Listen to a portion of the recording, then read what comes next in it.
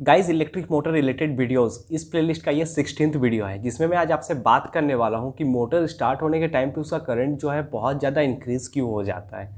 So guys मैं आपको बहुत सिंपल सा लैंग्वेज में बताऊँगा, तो प्लीज़ वीडियो को बिना स्किप किए शुरू से अंत तक देखिए। हर एक कॉन्सेप्ट आपके लिए बहुत ज़्यादा इंपॉर्टेंट है, क्योंकि अगर आप वीडियो को स्किप करके देखोगे तो हो सकता है कि कुछ कॉन्सेप्ट आप छूट जाओ, जिसकी वजह से आप इस चीज़ को अच्छे से नहीं समझ पाओगे। एंड यूट्यूब पे आपको इस टॉपिक से रिलेटेड बहुत सारे वीडियोस मिलेंगे, बट आप एक बार इस वीडियो को देखो। अगर आपको वीडियो देख के लगता है कि नहीं, आपका मतलब जो डाउट है वो क्लियर हो गया, तो प्लीज़ वीडियो को लाइक करके अपने दोस्तों तक जरूर शेयर करें। और चैनल पर नया तो प्लीज़ चैनल को सब्सक्राइब करके बेल आइकन को जरूर प्रेस करें, ताकि आने वाले जो भी मेरे इलेक्ट्रिकल इंजीनियरिंग से रिलेटेड वीडियोज़ है वो अपडेट सबसे पहले आपके तक पहुँच जाए। एंड गाइज मैं आपको ये बताना चाहूँगा कि मैं जब ड्यूटी पर रहता हूँ तो मुझे कुछ ऐसे प्रॉब्लम्स मिलते हैं। वो प्रॉब्लम क्या है एंड उस प्रॉब्लम का क्या सॉल्यूशन निकला, वो मैं अपने इंस्टाग्राम पे स्टोरी पे लगाता हूँ। तो जिसके वजह से आप लोग जो है मुझे इंस्टाग्राम पे ज़रूर फॉलो करें, जिसका लिंक आपको कमेंट सेक्शन में मिल जाएगा, क्योंकि मैं पिन करके रखा हुआ हूँ। एंड गाइस चलिए अब बात करते हैं कि आखिर मोटर का स्टार्टिंग करंट स्टार्टिंग पे हाई क्यों जाता है। तो देखो बहुत सिंपल सा लैंग्वेज में बताता हूँ, बस थोड़ा सा कंसंट्रेट करो। देखो गाइस क्या होता है कि जब हम लोग मोटर में 3 फेज का सप्लाई देते हैं तो इस कंडीशन पे अपने मोटर में जो स्टार्टर है उसमें रोटेटिंग मैग्नेटिक फ्लक्स जो है क्रिएट होता है। एंड गाइस ये जो रोटेटिंग मैग्नेटिक फ्लक्स है इसका स्पीड यानी कि आरपीएम कितना रहेगा, 1 मिनट में ये कितना बार रोटेट करेगा, ये हमें पता चलता है अपने मोटर के नेम प्लेट पे जो आरपीएम लिखा रहता है उससे। तो सपोज मान लो कि आपके नेम प्लेट पे अभी आरपीएम लिखा हुआ है 1450, तो आपका जो रोटेटिंग मैग्नेटिक फ्लक्स स्टार्टर में क्रिएट हुआ उसका रोटेशन जो है 1 मिनट में 1450 बार रहता है। इसके बाद ये रोटर है, उसका टेंडेंसी ये रहता है कि वो भी अपना जो रोटेटिंग मैग्नेटिक फ्लक्स का जो स्पीड है वो उसे बहुत जल्दी अचीव कर ले। गाइस इसी कंडीशन पे जो है क्रिएट होता है रिलेटिव स्पीड, और रिलेटिव स्पीड के कारण ही जो है अपना जो मोटर है वो स्टार्टिंग में हाई करंट लेता है। तो चलो एक मैं आपको एग्जांपल देता हूँ तो इस चीज़ को आप बहुत अच्छे से और समझ जाओ। लेकिन हाँ, एग्जांपल से पहले ये बता दूँ, जैसे जैसे आपका रिलेटिव स्पीड बढ़ेगा वैसे वैसे आपका जो स्टार्टिंग करंट है वो बहुत ज़्यादा पीक पे जाएगा, यानी कि हाई हो जाएगा। और जैसे आपका रिलेटिव स्पीड कम होगा उसी तरह आपका करंट भी जो है डिक्रीज होता जाएगा। इसका मतलब जो रिलेटिव स्पीड है वो डायरेक्टली प्रोपोर्शनल है करंट का। सपोज मान लो गाइस अभी जो रिलेटिव स्पीड है इस कंडीशन पे आपका जो रोटेटिंग मैग्नेटिक फ्लक्स है उसका आरपीएम 1450 है, एंड आपका जो रोटर है उसका आरपीएम इनिशियली कंडीशन पे, मतलब जब मोटर पे जैसे ही सप्लाई दिए उस कंडीशन पे आपका जो है 0 है आपका रोटर का स्पीड। तो इस कंडीशन पे क्या है, रिलेटिव स्पीड आपका हो जाएगा 1450। ठीक है, अब इसके बाद देखो जो रिलेटिव स्पीड है इसमें आपका रोटेटिंग मैग्नेटिक जो फ्लक्स बना था वो 1450 आरपीएम पे ही रोटेट करेगा, एंड आपका जो रोटर है उसका आरपीएम सपोज मान लो हो गया है 450। तो इस कंडीशन पे देखो रिलेटिव स्पीड जो है वो 1000 हो गया। अब सपोज मान लो कि आपका जो रोटेटिंग मैग्नेटिक फ्लक्स है वो 1450 ही रहेगा, आपका जो रोटर है उसका स्पीड हो गया 1000।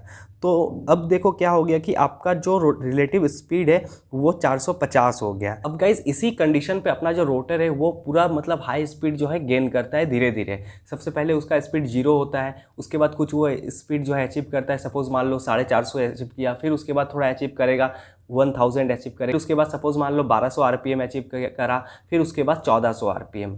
एंड एक बात याद रखना कि ये जो रोटर है उसका स्पीड कभी भी अपना जो रोटेटिंग मैग्नेटिक फ्लक्स का स्पीड है उससे ज़्यादा नहीं होगा। जैसे कि एग्जांपल पे मैं आपको बता रहा हूँ कि आपका जो रोटेटिंग मैग्नेटिक फ्लक्स है उसका स्पीड 1450 है, तो अपना जो रोटर का स्पीड है वो हमेशा 1450 से कम रहेगा, यानी कि ये हो सकता है 1420 से 1440 के बीच में वैरी करें। ओके गाइज, तो इस एग्जांपल से आपको क्या समझ में आ रहा है कि आपका जो रिलेटिव स्पीड है वो जैसे जैसे आपका कम होगा उसी तरह आपका जो करंट है वो भी कम होता जाएगा। ऐसे कि आप एग्जांपल पे देख रहे हो, पहले रिलेटिव स्पीड 1450 था, दूसरा बार में 1000 हुआ, उसके बाद 450 हुआ, एंड उसके बाद जो है ये नॉर्मलाइज हो जाता है। तो इसी कंडीशन पे गाइज मोटर का जो रोटर है वो अपना रोटेटिंग मैग्नेटिक फ्लक्स का जो आरपीएम है उसे बहुत जल्दी जो है वो अचीव करना चाहता है, जिसके वजह से रिलेटिव स्पीड क्रिएट होता है। एंड ये रिलेटिव स्पीड के वजह से ही आपका जो मोटर है वो स्टार्टिंग में हाई करंट लेता है। तो एक एग्जांपल भी ये बता देता हूँ कि आप जब इंडस्ट्री पे जाओगे या फिर अगर आप इंडस्ट्री में जॉब कर रहे हो तो इस कंडीशन पे आप एक मतलब ऐसा भी देखा होगा कि आपका जो रोटर है वो आपका मैकेनिकल के गियर बॉक्स के साथ मतलब जाम हो गया है, एंड जब आपके मोटर में सप्लाई दिया जा रहा है तो इस कंडीशन पे क्या हो रहा है कि आपका रोटर मतलब घूम नहीं पा रहा है, वो जैम के कंडीशन पे है एंड वो रोटर आपका नहीं घूम रहा है, एंड आपका जो मोटर है वो हाई करंट लेकर के वो ट्रिप हो जा रहा है। तो इससे क्या समझ में आ रहा है कि आपका जो रिलेटिव स्पीड है वो मतलब बहुत ज़्यादा इंक्रीज़ किया है, जिसके वजह से आपका जो करंट है वो भी बहुत ज़्यादा इंक्रीज़ कर रहा है एंड आपका मोटर ट्रिप कर जा रहा है। तो इसलिए मोटर का जो इनिशियली कंडीशन पे जो करंट हाई होता है उसका रीज़न है गाइस रिलेटिव स्पीड।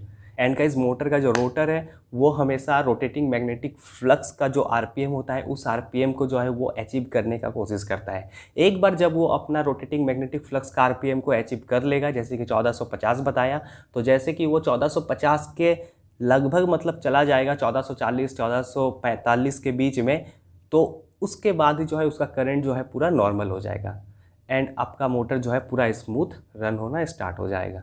तो गाइज़ मैं आशा करता हूँ कि इस वीडियो से आपको ज़रूर हेल्प मिला होगा।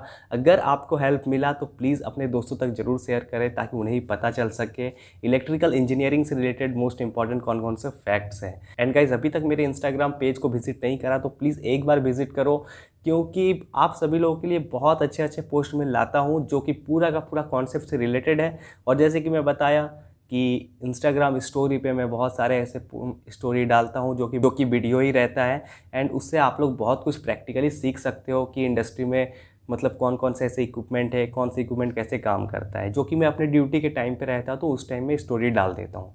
तो प्लीज़ इंस्टाग्राम का लिंक आपको नीचे कमेंट सेक्शन में पिन करा हुआ मिल जाएगा, प्लीज़ इंस्टाग्राम पे आओ। और इस टॉपिक से रिलेटेड कुछ भी डाउट होता है कमेंट सेक्शन में कमेंट करना ना भूलना। तो गाइज़ मिलते हैं नेक्स्ट वीडियो में, एंड इस वीडियो का प्लेलिस्ट का लिंक मैं ऊपर आई बटन पे दिया हूँ, एक बार इस प्लेलिस्ट को जरूर चेकआउट करना। तो गाइज़ मिलते हैं नेक्स्ट वीडियो में, तब तक अपना ध्यान रखिए।